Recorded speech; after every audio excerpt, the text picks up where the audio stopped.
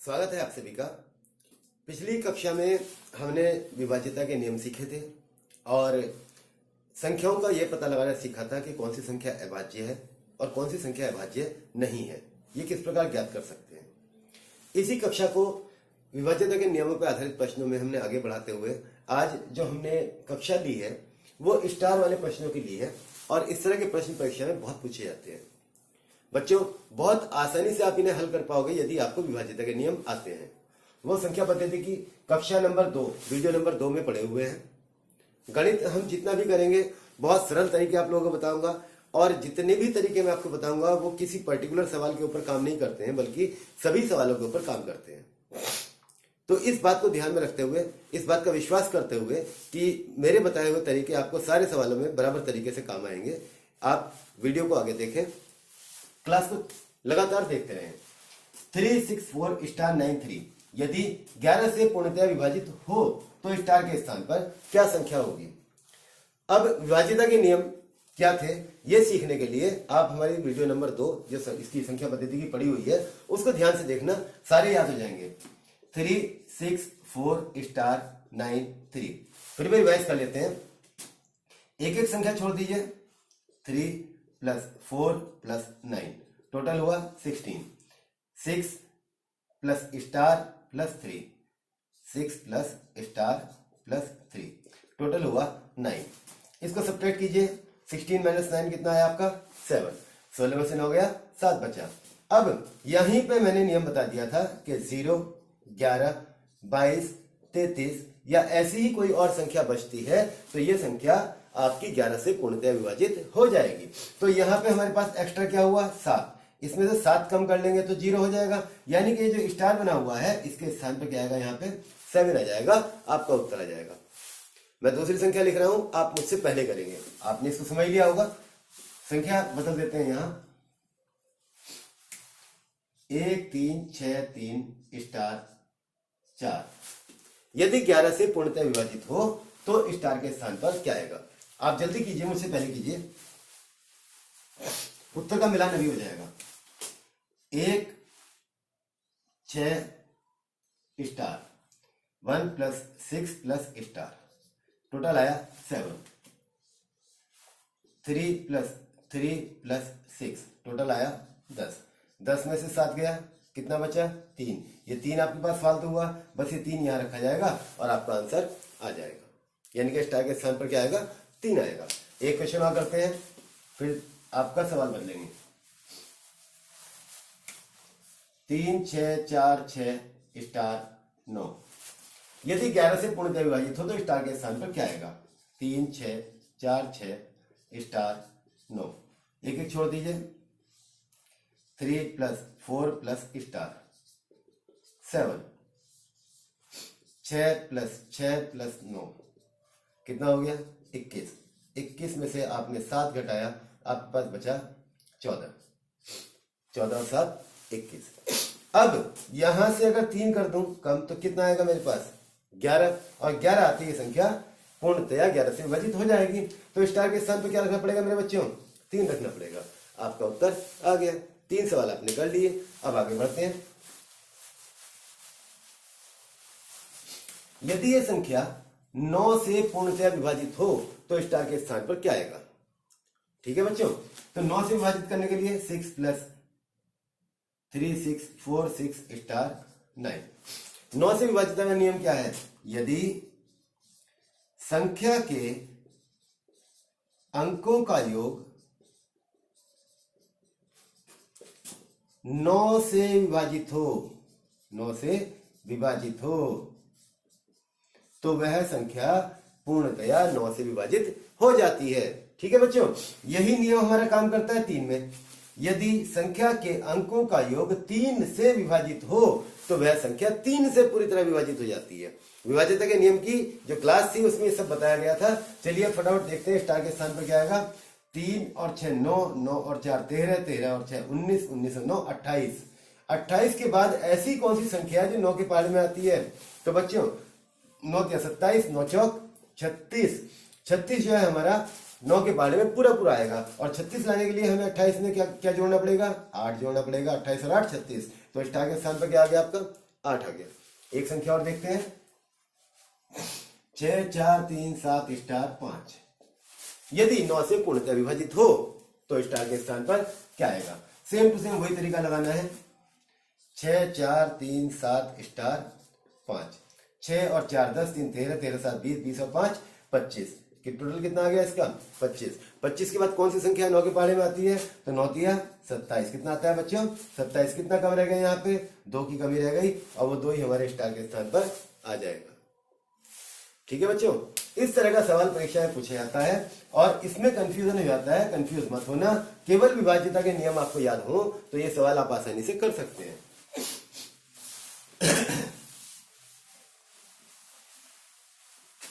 अब सवाल बदलते हैं।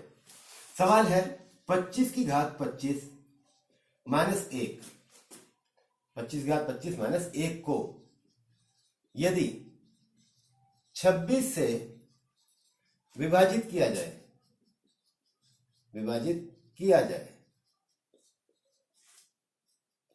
तो शेषफल क्या होगा? शेषफल क्या होगा? ध्यान दे लेना बच्चों, जो तरीका इस प्रश्न के लिए बता रहा हूं वो हर एक प्रश्न के अंदर काम करेगा। वो चाहे विषम संख्याओं वाला हो, सम संख्याओं वाला हो, प्लस माइनस 1 वाला हो, 2 वाला हो, 3 वाला हो, सभी में एक ही तरीका काम करेगा। देख लीजिए आप, उसने कहा है 25 की घात 25 को माइनस 1 को यदि 26 से भाग किया जाए तो क्या शेष बचेगा? ठीक है, ये 25 सम संख्या है या विषम संख्या है? ये एक विषम संख्या है, तो हमने एक छोटी विषम संख्या ले ली 3। उसने इसके ऊपर घात लगाई है, वो भी विषम संख्या है, यानी कि घात मैंने फिर 3 लगा दी। माइनस 1, 3 तिया 9 तिया 27 माइनस 1 क्या हो गया बच्चों? 26। इतना काम हमने कर लिया। इसे करने के बाद इस 25 के बाद भाग किससे कर रहा है? वो 26 से, यानी कि 1 बढ़ा दिया उसने। तो हम क्या करेंगे? हमने 3 लिया था, 3 में हमने 1 बढ़ाया, तो हम भाग किससे करेंगे? 4 से। 26 को आपने 4 से भाग किया, 4 6 24, बचा हमारे पास 2। उत्तर मत लिखना, अभी गलती हो जाएगी। चलिए एक संख्या और उठाते हैं। 3 के बाद की अगली संख्या कौन सी आती है? 5। 5 की घात 3 माइनस 1, डिवाइड किससे करना है? डिवाइड 1 बढ़ाए करना है, किससे करना है? 6 से। 125 माइनस 1, इसको डिवाइड करेंगे हम 6 से, यानी कि 124 को हम 6 से डिवाइड करेंगे।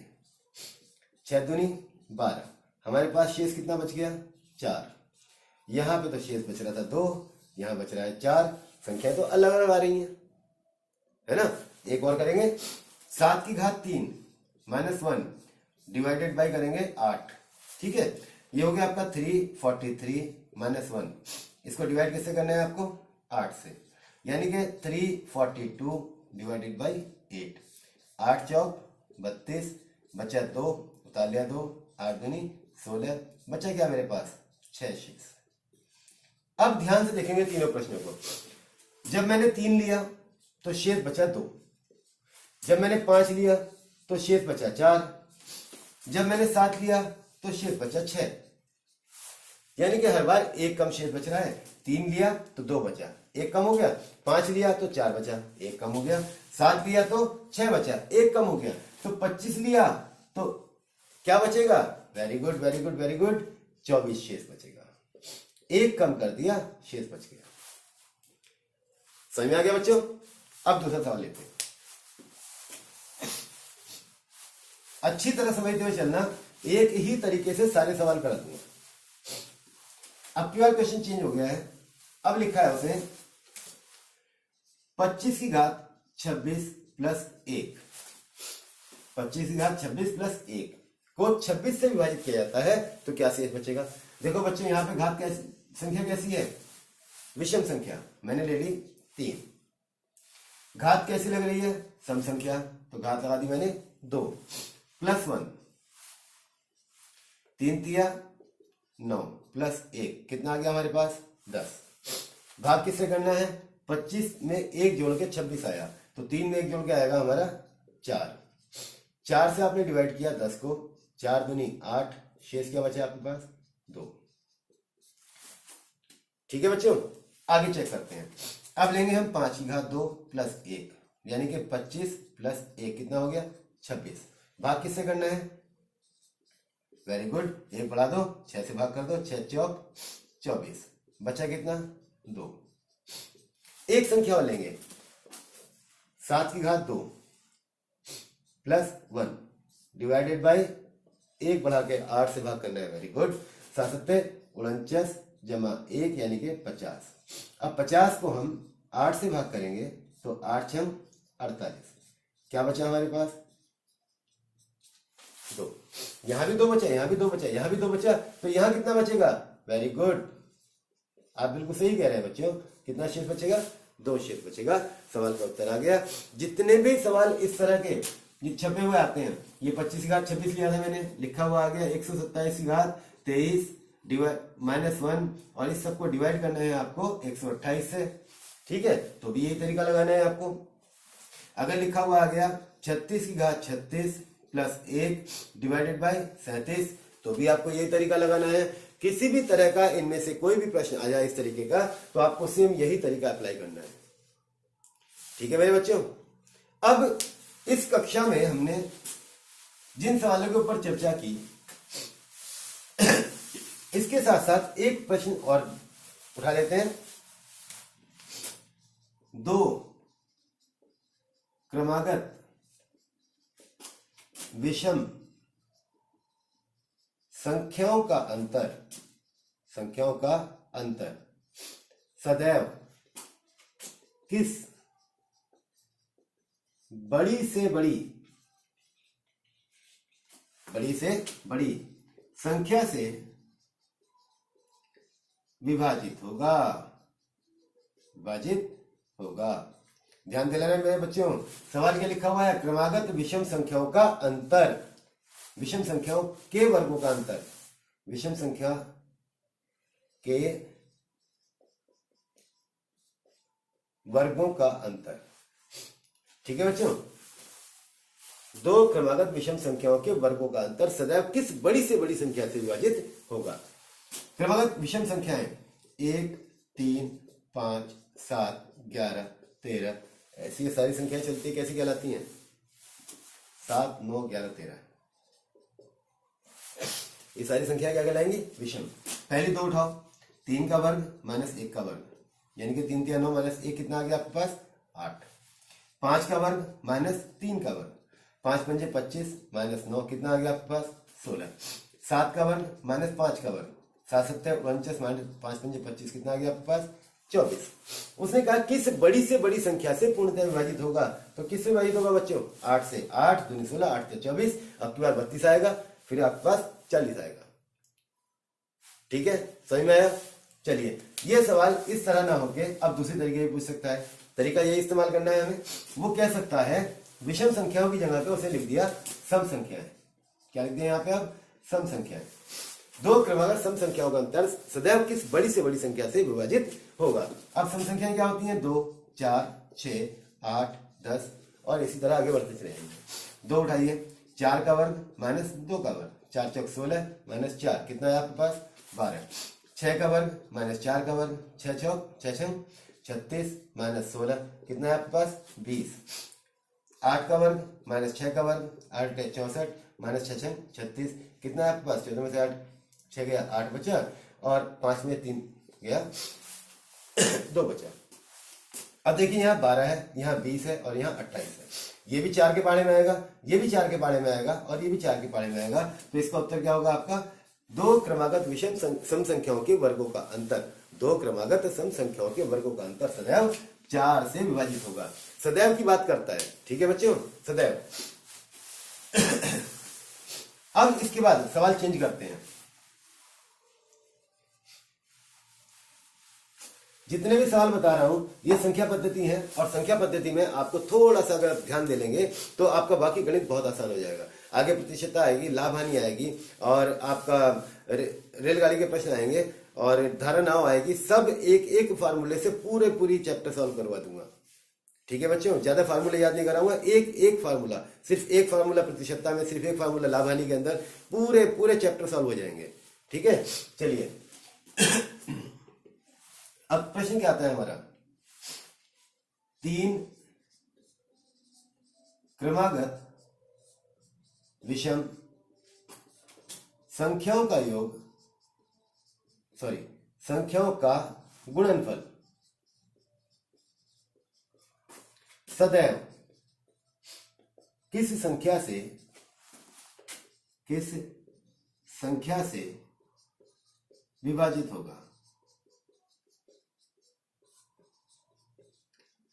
ठीक है बच्चों, तीन क्रमागत विषम संख्याओं का गुणनफल, तीन क्रमागत विषम संख्याओं का गुणनफल। ये विषम की जगह पे सम भी लिख सकता है, ठीक है, सम भी लिख सकता है और विषम भी लिख सकता है। 1, 3, 5, 7, 9, 11, 13, ये हमारी सब क्या है, विषम संख्या है। तुरंत पहली वाली तीन उठा लीजिए, 1 गुणा 3 गुणा 5, 5 दिया 15। इसके बाद तुरंत दूसरी वाली तीन उठा लीजिए, 3 गुणा 5 गुणा 7, 7 पंजे 35 दिया 105। अब देखो पहली संख्या है 15, दूसरी है 105, 15 सत्ते 105, यानी कि पहली तीन का जो गुणनफल आएगा उस संख्या से आने वाली कोई सी भी तीन लगातार विषम संख्याएं पूर्णतया विभाजित होती रहेंगी। पहली तीन का गुणनफल है 1, 3, 5, ठीक है, गुणनफल कितना आ गया 15। इस 15 से आने वाली सभी संख्याएं विभाजित होती रहेंगी। मेरी बताई हुई किसी भी तरकीब को इस्तेमाल करते हुए ओवर कॉन्फिडेंट मत हो जाना, अति आत्मविश्वास से मत आ जाना, इसलिए 2 बार करके हर प्रश्न को जरूर देख लेना। इस तरह से सम संख्याओं का आएगा 2, 4, 6, 8, 10, 12 एंड सो ऑन। पहली तीन उठा लीजिए फटाफट, 2 गुणा 4 गुणा 6, 6 चौक 24, 24 दूनी 48। इसके बाद अगली उठा लीजिए, 4 गुणा 6 गुणा 8, 6 चौक 24, 24 8 चौक 32 का 2 हाथ से लगे 3, 8 दूनी 16 और 3 19, 192। 48 दूनी 96 दूनी 192, 48 से पूरी कट गई। ठीक है बच्चों, अगर इसने पूछा है तीन क्रमागत विषम संख्याओं का गुणनफल, तो तीन विषम उठा लीजिए, पहली तीन उससे सारी कटेंगी। अगर पूछा है सम संख्याओं का, तो पहली तीन उठा लीजिए, उससे सारी कटेंगी। ठीक है बच्चों, ये मैंने 3 की बताया, 2 का ही पूछ सकता है, 4 का ही पूछ सकता है। तो जितनी संख्या पूछेगा उतनी संख्या उठा के तुरंत गुणा कर देना, आपका आंसर आ जाएगा। ठीक है बच्चों, अगली कक्षा में जो हम अपना विषय रखेंगे वो रखेंगे संख्याओं के ऊपर आधारित प्रश्न। अब वो संख्याएं कौन सी हैं हमारी, सम और विषम संख्याएं। ठीक है बच्चों, सम और विषम संख्याओं में सवाल कैसे पूछता है, क्यों पूछेगा, 25 क्रमागत सम संख्याओं का योग होगा, क्या होगा, क्वेश्चन मार्क। ठीक है बच्चों, इसके बाद सवाल पूछ सकता है 23 क्रमागत विषम संख्याओं का योग क्या होगा। ठीक है बच्चों, और क्या पूछ सकता है, 24 plus 26 plus 28 plus 30 plus 32 plus 35 बराबर क्या। तो ये जितने भी इस तरह के सवाल हैं, ये आप किस तरीके से हल करोगे, ये आने वाली कक्षा में, आने वाली वीडियो में हम बताएंगे। धन्यवाद मेरे बच्चों।